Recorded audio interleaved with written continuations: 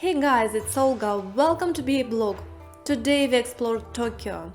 I will share with you my impressions and insights from the country, people, food, culture, Japanese lifestyle, and behavioral norms.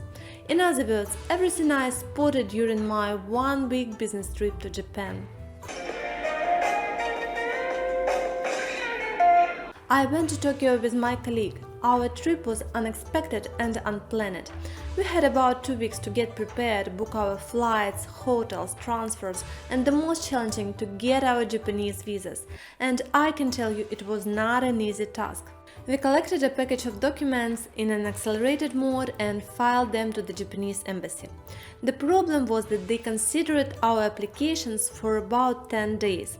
It meant that we had to book everything without having visas approved. I recall we had a flight Friday night and we came to the embassy the same day, 9 a.m., with our bags and tickets, praying they will return our passports with visas approved. The miracle happened and we got on a flight that evening. We landed in Tokyo deep at night and called Uber to get to our hotel. And here is when the magic began. The car arrived and the driver appeared wearing the suit and white gloves, looking like a bank clerk or a butler rather than a driver. The guy didn't talk English, instead he had an iPad with Google Translator. And here I have to admit that we struggled with the communications throughout the business trip. In most cases, locals didn't talk English or talked very little. Moreover, they were often shy to talk, especially when we were trying to ask something in the street. So we were forced to look for aliens to get help. Later, we found this is just one of the local communication particularities, and I'll tell you more about it later. We arrived at our hotel, which was right in the city center. And here is when the reality bit us, because our trip from the airport to the hotel costed around $270. It was a shock. I was in several expensive places before, like Sweden and California, but Tokyo was the most costly. To fit into our trip budget, my colleague Olga and I decided we would share one hotel room. That room was teeny tiny, but it was on the 27th floor with a fantastic city center view, and on a shiny day we could even see Fuji from our window. When I first visited our restroom, I felt like a cave savage who got into a modern apartment. There was a Japanese toilet looking more like a flight control center with multiple buttons and indicators. It heated a seat, automatically flashed water, and had numerous other features not quite evident at first sight. We wouldn't be surprised if it could play Spotify and make cappuccino. Our room was full of tricky electronic devices, and to tell the truth, we haven't figured out how to use them properly. We had a free day before the kickoff meeting, so we decided to have a breakfast and go explore Tokyo. Our hotel has 3 restaurants: American, European, and Japanese, and of course we selected Japanese. Well, I can tell you it was one of the most unusual food experiences in my life. The breakfast consisted of 6 or 7 types of local soup. I didn't understand what was inside. It tasted and looked quite unusual, with some mushrooms and seaweed inside. No coffee, no bread or any other familiar food. And the same was all our further experience with Japanese meals. The customer ordered Japanese food to the office and took us to local restaurants. I tried lots of new unknown tastes and smells, and in most cases I had no idea what it was, so my colleagues educated me on how to eat it. The only day we ate something familiar was when we ordered sushi in the bar. Sushi in Japan is a kind of street food. There are no dishes, no tables in the bar.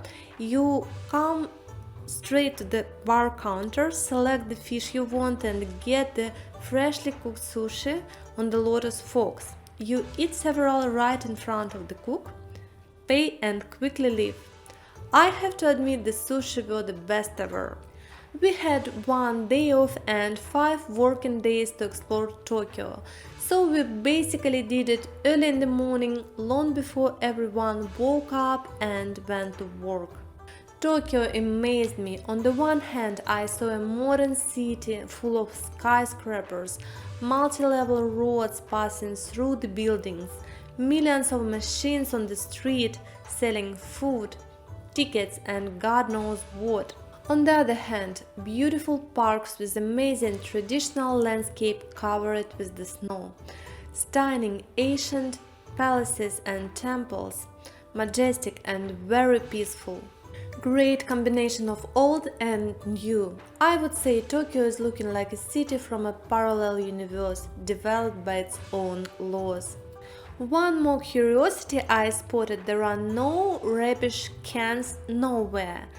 I was told it is a shame for Japanese to leave trash in public place.